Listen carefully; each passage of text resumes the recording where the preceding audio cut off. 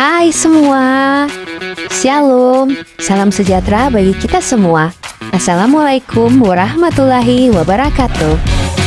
Pada kesempatan kali ini, izinkan kami kelompok 1 untuk memaparkan materi yang diberikan kepada kami, yaitu mengenai agama Islam.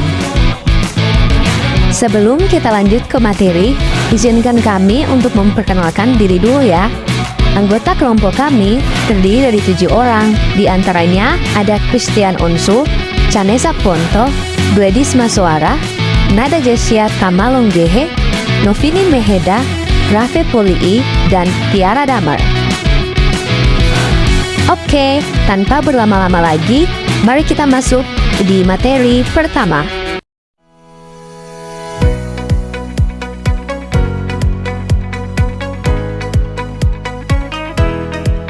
Agama tidak hanya hadir sebagai sistem keyakinan, melainkan juga sebagai pedoman moral, sosial, dan budaya.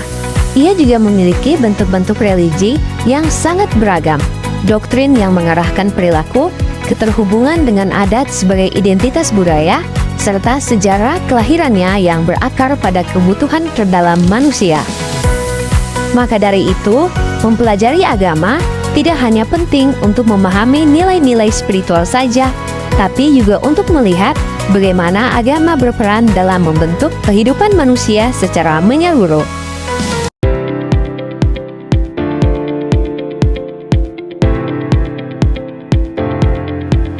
Islam lahir pada abad ke-7 Masehi di Mekah dalam situasi masyarakat jahiliyah yang penuh dengan penyembahan berhala, diskriminasi, dan ketidakadilan.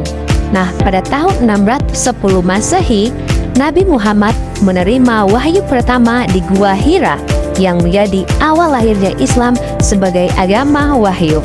Selama 23 tahun, wahyu turun bertahap hingga terbentuklah ajaran Islam yang menekankan tauhid, akhlak, hukum, dan tatanan sosial. Bentuk religi agama Islam terdiri dari praktik keagamaan, yaitu sholat, puasa Ramadan, zakat, dan ibadah haji. Kemudian ada juga lembaga keagamaan dan organisasi sosial yang terdiri dari masjid, pesantren, dan organisasi Islam. Ada juga simbol keagamaan yang terdiri dari kaligrafi, busana atau pakaian, serta arsitektur masjid.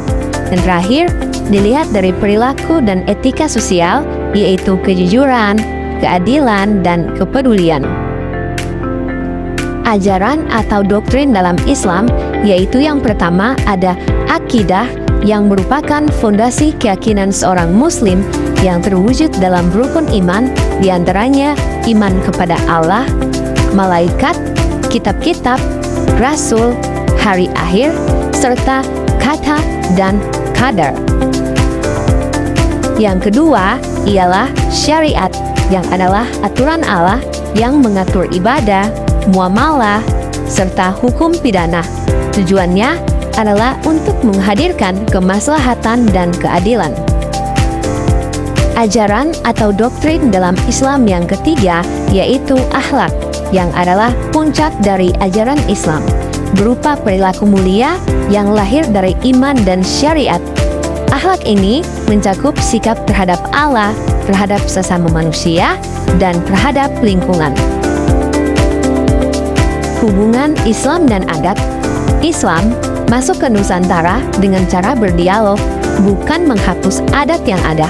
Jadi, nilai adat yang sejalan dengan Islam tetaplah dipertahankan, sementara yang bertentangan itu diubah atau diislamkan.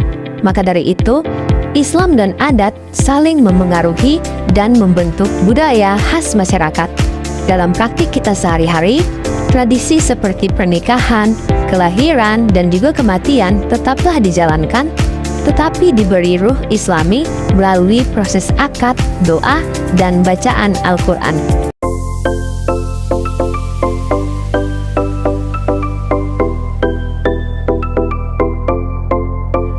Nah, kesimpulannya, Islam lahir pada abad ke-7 Masehi sebagai jawaban atas krisis moral masyarakat Arab, membawa ajaran tauhid, keadilan, dan akhlak mulia. Pokok ajarannya berlandaskan 3 pilar, yaitu akidah, syariat, dan juga akhlak, yang tiga-tiganya itu saling melengkapi sebagai pedoman hidup. Saat masuk ke Nusantara, Islam tidak meniadakan adat, melainkan berdialog dan menyatu dengan tradisi lokal. Adat yang selaras dengan Islam tetaplah dijaga, sementara yang bertentangan itu disesuaikan kembali, sehingga lahirlah perpaduan khas dalam budaya, ritual, dan hukum masyarakat. Dengan demikian, Islam tidak hanya agama spiritual saja, tapi juga sistem kehidupan yang membentuk nilai, sosial, dan identitas budaya umat.